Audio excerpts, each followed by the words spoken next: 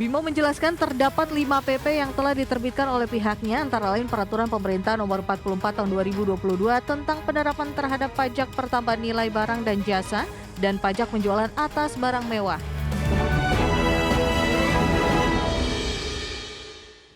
Direktur Jenderal Pajak Kementerian Keuangan Bimo Wijayanto memaparkan terdapat sejumlah peraturan pemerintah turunan dari Undang-Undang Harmonisasi Peraturan Perpajakan yang mengalami perubahan. Bimo menambahkan perubahan PP tersebut didasarkan oleh terdapat beberapa oknum wajib pajak yang memanipulasi omset. Direktur Jenderal Pajak Kementerian Keuangan Bimo Wijayanto memaparkan terkait sejumlah peraturan pemerintah atau PP turunan dari Undang-Undang Harmonisasi Peraturan Perpajakan yang mengalami perubahan. Bimo menjelaskan terdapat 5 PP yang telah diterbitkan oleh pihaknya, antara lain Peraturan Pemerintah Nomor 44 Tahun 2022 tentang penerapan terhadap pajak pertambahan nilai barang dan jasa dan pajak penjualan atas barang mewah. Kemudian Peraturan Pemerintah Nomor 49 Tahun 2022 tentang PPN yang dibebaskan dan PPN atau PPN-PPNBM yang tidak dipungut atas impor atau penyerahan barang jasa kena pajak tertentu. PP-PP yang terkait tersebut, 3 peraturan perpajakan yang terkait tersebut, ini pada saat kami review, kami sinkronisasi dengan poin-poin yang ditegaskan kembali di Undang-Undang HPP, kita memandang bahwa pengaturan tersebut masih relevan dengan kondisi saat ini, norma-normanya juga masih cukup relevan menggunakan PP yang lama. Namun demikian kami akan menjadikan masukan, evaluasi akan kami lakukan dan kami akan melakukan penyesuaian apabila diperlukan, seperti halnya perubahan PP 55 tahun 2022 yang menyesuaikan perkembangan dari implementasi perekonomian terkini dan juga mendukung pertumbuhan ekonomi. Bimo menambahkan perubahan PP tersebut didasarkan oleh terdapat beberapa oknum wajib pajak yang memanipulasi omset. Adapun hingga saat ini pihaknya tengah melakukan perancangan peraturan turunan dari PP tersebut. Jakarta, Tim Liputan IDX Channel.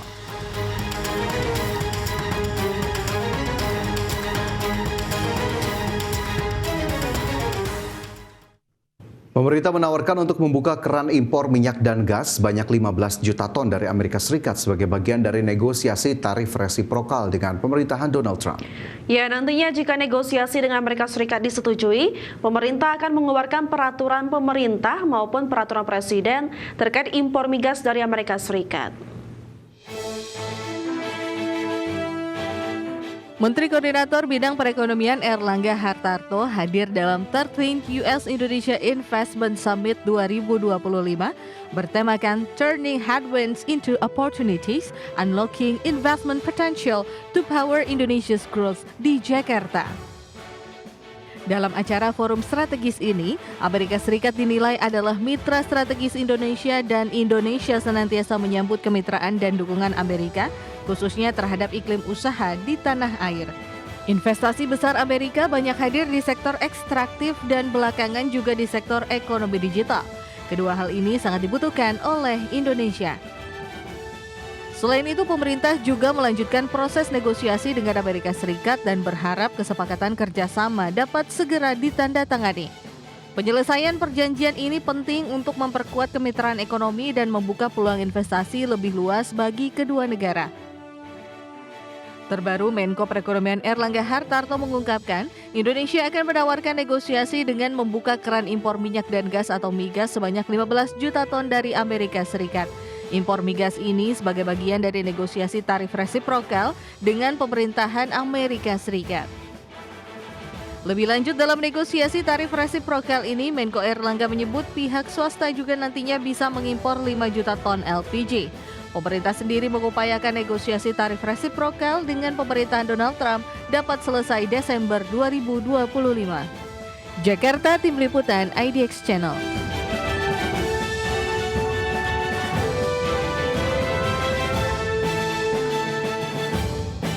Pemirsa, Presiden Prabowo Subianto menegaskan tekadnya untuk memperbaiki semua sekolah di Indonesia, baik dari segi mutu maupun sarana. Ya, komitmennya pendidikan adalah investasi masa depan. Presiden bertekad untuk memeratakan pendidikan di seluruh daerah agar jangan sampai ada sekolah di Indonesia yang tertinggal. Kepala negara menegaskan pemerintah akan terus memperbaiki seluruh sekolah di Indonesia, di mana perbaikan bukan hanya dari fasilitas, tetapi meliputi seluruh aspek mulai dari mutu, kualitas hingga sarana dan prasarana sekolahan.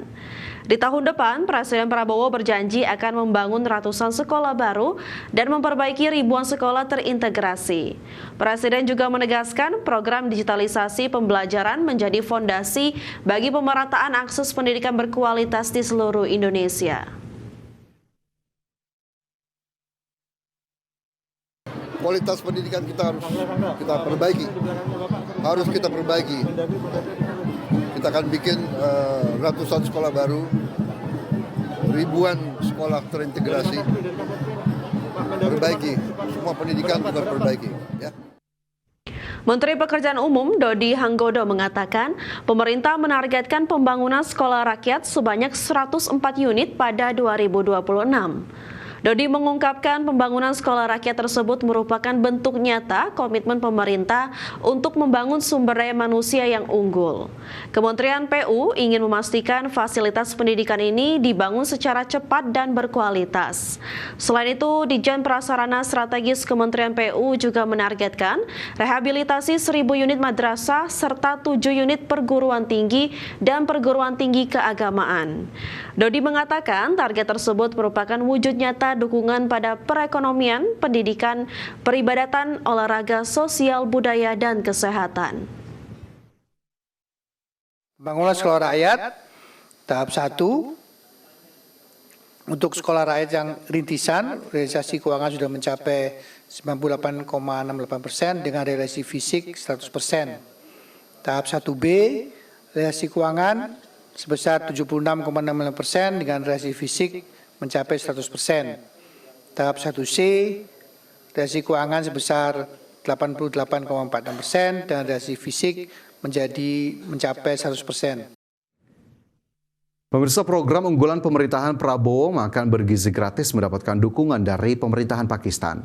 Usai menggelar pertemuan dengan Presiden Prabowo di Istana Negara, Duta Besar Pakistan untuk Indonesia, Zahid Hafiz Chowdhury mengatakan pihaknya ingin terlibat untuk memperkuat program makan bergizi gratis, salah satunya melalui kerjasama di bidang produksi susu dan sektor perunggasan.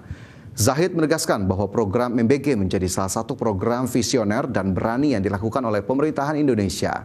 Menurutnya program ini juga memiliki dampak besar tidak hanya bagi kesehatan para pelajar tetapi juga perekonomian Indonesia. In Pakistan, we will be very happy to work with Indonesia in terms of strengthening this initiative. We can work together in the area of animal milk production, dairy sector, in the poultry sector, in other agriculture sector areas. So wherever we can help Indonesia in the implementation of this very bold and remarkable initiative, we will be very happy to work with Indonesia.